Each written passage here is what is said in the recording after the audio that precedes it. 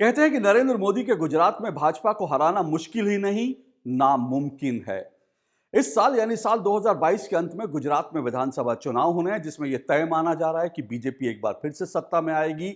लेकिन इससे पहले कि चुनावों का ऐलान होता, राज्य के कांग्रेस के अध्यक्ष ने ही कांग्रेस की हार पक्की कर दी है।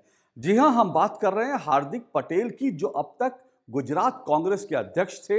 लेकिन हार्दिक पटेल ने यह तय कर दिया कि राहुल गांधी की किस्मत में अब गुजरात से एक और हार लिखी जाए। जी हां, और आज के वीडियो में हम हार्दिक पटेल की ही बात करेंगे। हार्दिक पटेल ने जो गुजरात कांग्रेस के अध्यक्ष पद से इस्तीफा दिया है, वो क्यों अहम है। नमस्कार, मैं हूं अशोक श्रीवास्तव और आप देख रहे हैं मेरा यूट्यूब चैनल गद्दारों पर वार, अशोक श्रीवास्तव का प्रहार।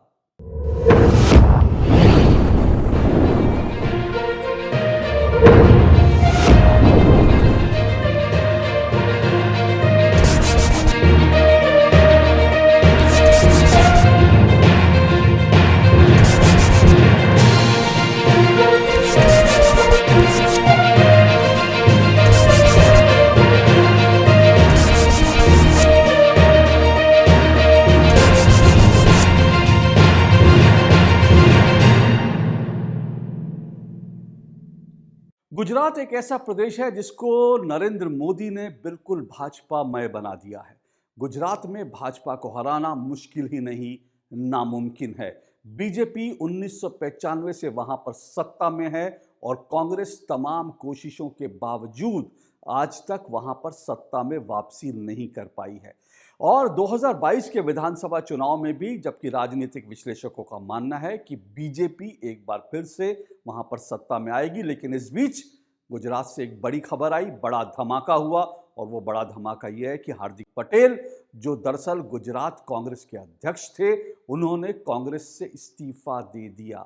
हार्दिक पटेल ने इस्तीफा देने से पहले एक लंबी चौड़ी चिट्ठी जो है वो सोनिया गांधी को लिखी, और उस चिट्ठी में उन्होंने जो कुछ लिखा वो विस्फोटक सामग्री है। उन्होंने साफ तौर पर एक तरह से इस बात को लेकर नाराजगी जताई कि कांग्रेस के जो बड़े नेता हैं, खासकर उनका इशारा राहुल गांधी की तरफ था कि दरअसल उनसे जब बात करनी होती है, सलाह करनी होती है, तो वो देश में होते ही नहीं। तो एक तरह से राहुल गांधी जो बार बार छुट्टियां लेकर लगातार विदेश दौरे पर जाते हैं, उसको लेकर हार्दिक पटेल ने अपनी नाराजगी जताई। इतना ही नहीं, हार्दिक पटेल ने अपनी चिट्ठी में यह भी लिखा, 370 गुजरात या कश्मीर का मामला हो या फिर अयोध्या का मामला हो, इन तमाम मुद्दों पर कांग्रेस की नीति पर हार्दिक पटेल ने बड़े सवाल उठा दिए कि इन तमाम मुद्दों को लेकर कांग्रेस जिस तरह की राजनीति करती रही है वो ठीक नहीं है। सबसे दिलचस्प बात यह रही कि हार्दिक पटेल ने गुजरात के कांग्रेस नेताओं को लेकर बहुत ही एक जबरदस्त टिप्पणी की। उन्होंने अपने इस्तीफे में लिखा कि गुजरात कांग्रेस के जो बड़ा नेता हैं, उनका ध्यान गुजरात में कांग्रेस को मजबूत बनाने पर नहीं, उनका ध्यान इस बात पर नहीं कि कैसे राज्य के मुद्दे जो हैं उन मुद्दों से कैसे जुड़ा जाए, बल्कि जब दिल्ली से कोई नेता आता है, इशारा साफ तौर पर राहुल गांधी और प्रियंका वाड्रा की तरफ है, तो वो लिखते हैं कि जब दिल्ली से कोई नेता आता है तो दिल्ली से आए उस नेता को चिकन सैंडविच मिले या नहीं, गुजरात कांग्रेस के नेताओं का ध्यान इस पर ज्यादा रहता है। ये एक तरह से बहुत ही करारा प्रहार है जो हार्दिक पटेल ने कांग्रेस पर, राहुल और प्रियंका वाड्रा पर सीधा सीधा किया है। मैंने शुरू में ही कहा कि गुजरात में बीजेपी को हराना मुश्किल ही नहीं, नामुमकिन है। लेकिन मैं फिर कह रहा हूं कि हार्दिक पटेल ने यह तय कर दिया है कि वहां पर कांग्रेस अगर 2022 के विधानसभा चुनाव में किसी लड़ाई में आने की सोच रही थी, तो हार्दिक पटेल ने तय कर दिया है कि कांग्रेस लड़ाई से पूरी तरह से बाहर हो जाए। गुजरात में हार्दिक पटेल की इंपॉर्टेंस क्या है? दरअसल हार्दिक पटेल ने 2015 में पाटीदार आंदोलन शुरू किया था, जो पटेल और पाटीदार हैं उनको आरक्षण की मांग को लेकर, और इस आंदोलन से बहुत सारे युवा जुड़े। ये आंदोलन की सफलता इस बात से अंदाजा लगाया जा सकता है कि हार्दिक पटेल के जो कई जो उनके आंदोलन में कई जो लोग शामिल थे, कई जो युवा शामिल थे, कांग्रेस ने 2017 में उनको टिकट दिया विधानसभा का, और वो सब के सब विधानसभा चुनाव जीते। और 2017 का जो विधानसभा चुनाव था, वो दरअसल पाटीदार आंदोलन के कारण बीजेपी के लिए एक बड़ी चुनौती बन गया था। ऐसा लग रहा था कि बीजेपी वहां पर चुनाव हार भी सकती है। एक समय ऐसा भी आया, क्योंकि जैसा मैंने कहा कि पाटीदार और पटेल समुदाय जो है वो गुजरात में राजनीतिक रूप से बहुत ताकतवर है और करीब-करीब 20% इनका वोट शेयर है। और ये समुदाय मोटे तौर पर अगर कहें परंपरागत रूप से ये बीजेपी को सपोर्ट करता रहा है। लेकिन पाटीदार आंदोलन के कारण हार्दिक पटेल ने जिस तरह का आंदोलन चलाया उसके कारण पाटीदार जो समाज था, जो समुदाय था, उसमें बीजेपी को लेकर बहुत हद तक नाराज़गी देखी गई। और इसी के कारण जो है नरेंद्र मोदी को, प्रधानमंत्री नरेंद्र मोदी को गुजरात के 2017 के विधानसभा चुनाव में आखिरी दम पर पूरी ताकत से उतरना पड़ा।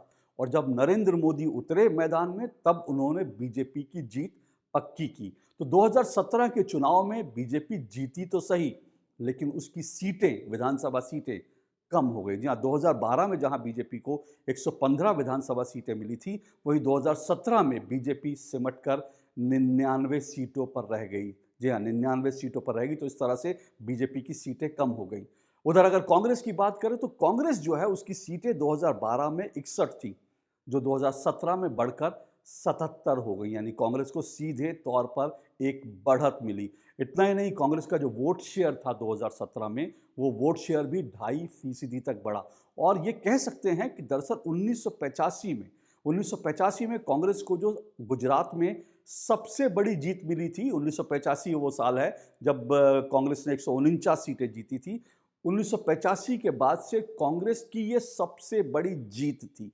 तो एक तरह से पाटीदार आंदोलन ने एक ऐसी पृष्ठभूमि तैयार कर दी थी जिसके चलते कांग्रेस को फायदा हुआ। हालांकि हार्दिक पटेल उसके बाद 2019 के लोकसभा चुनाव से ठीक पहले उन्होंने कांग्रेस ज्वाइन की, लेकिन उससे पहले उनके आंदोलन ने बीजेपी की राह में कुछ मुश्किलें खड़ी कर दी थी। लेकिन अब देखिए, अब चीज़ें पलटनी शुरू होंगी, क्योंकि हार्दिक पटेल ने इस्तीफा दे दिया है, कांग्रेस से इस्तीफा दे दिया है। तो कांग्रेस एक बार फिर से वहां पर लग रहा है कि कांग्रेस नेतृत्व विहीन। हालांकि गुजरात कांग्रेस के कई नेता वहां पर हैं, लेकिन उनमें इतना दम नहीं है कि वो मोदी की बीजेपी से वहां पर टक्कर ले सकें। और आप ये भी जानते हैं, अहमद पटेल जो गुजरात के एक बड़े नेता थे, और गुजरात के नहीं बल्कि कांग्रेस के एक बड़े नेता थे, कांग्रेस के मुख्य रणनीतिकार थे, सोनिया गांधी के राजनीतिक सलाहकार थे, अब वो नहीं है। और इतना ही नहीं, बड़ी बात यह भी है कि अहमद पटेल जो कांग्रेस के मुख्य रणनीतिकार थे, सोनिया गांधी के राजनीतिक सलाहकार थे, उनके बेटे फैजल पटेल वो भी इस वक्त कांग्रेस से नाराज चल रहे हैं। कांग्रेस से नाराज भी चल रहे हैं और वो लगातार राहुल गांधी से मिलने की कोशिश कर रहे हैं, लेकिन जो खबरें आ रही हैं वो ये हैं कि राहुल गांधी उन्हें मिलने का समय नहीं दे रहे। और फैजल पटेल ने बाकायदा सार्वजनिक तौर पर ट्विटर पर यह लिखा कि इंतजार करते करते थक गया हूं। तो ये भी हो सकता है कि इन चुनावों से पहले अहमद पटेल के बेटे फैजल पटेल भी दरअसल कांग्रेस का दामन छोड़ करके कोई किसी और पार्टी का दामन थाम ले। तो ये सब जो तमाम डेवलपमेंट हैं वो ये दिखाते हैं कि गुजरात में कांग्रेस की जीत एक बार फिर से पक्की हो गई है। कुछ लोग ये सवाल उठा सकते हैं कि अभी आम आदमी पार्टी मैदान में है, लेकिन आम आदमी पार्टी नाम के लिए मैदान में है, क्योंकि गुजरात में ये तय मानिए, और मेरा ये राजनीतिक विश्लेषण जो मैं कर रहा हूँ इसको आप लिख के ले लीजिए कि गुजरात में आम आदमी पार्टी खाली हाथ ही रहेगी। ये ज़रूर है कि जहाँ जहाँ पर कांग्रेस बिल्कुल कमज़ोर पड़ गई है, वहाँ विपक्ष का वोट जो है, वो जो बीजेपी के विरोध का वोट है, वो आम आदमी पार्टी को ज़रूर मिल सकता है। लेकिन आम आदमी पार्टी गुजरात में बीजेपी के लिए कोई चुनौती खड़े करने की स्थिति में नहीं है। और कांग्रेस की हार हार्दिक पटेल ने तय कर दी है, राहुल गांधी की हार तय कर दी है। राहुल गांधी और कांग्रेस की किस्मत में एक और हार जो है वो अभी से लिख दी गई है। तो ये तय मानिए 2012 के विधानसभा चुनाव में एक बार फिर से गुजरात में कांग्रेस हारने जा रही है। और बीजेपी ने 1995 में गुजरात को जीतने का जो सिलसिला शुरू किया था वो 2022 में भी लगातार जारी रहेगा। ये मेरा विश्लेषण जो है इसको नोट करके रखिएगा। हालांकि राजनीति में कहते हैं कि राजनीति में एक दिन में भी बहुत कुछ बदल जाता है, लेकिन अभी जो कुछ तय है वो उसको देखकर साफ ये लग रहा है कि जो इसमें कोई बदलाव नहीं होने जा रहा है। अभी हालांकि चुनाव तक बहुत कुछ चीज़ें जो है होंगी, बहुत कुछ नए फैसले लिए जाएंगे, बहुत कुछ नई राजनीति रणनीति आपको देखने को मिलेंगी, लेकिन गुजरात मोदीमय है, गुजरात भगवा है और गुजरात भगवा ही रहेगा। आज के लिए इतना ही। आपसे फिर मुलाकात होगी। आपको मेरा यूट्यूब चैनल कैसा लगा ज़रूर बताइएगा, और अगर आपको ये पसंद आए तो मेरा चैनल सब्सक्राइब कर लीजिए और साथ ही इसको फॉरवर्ड भी कीजिए। नमस्कार। है।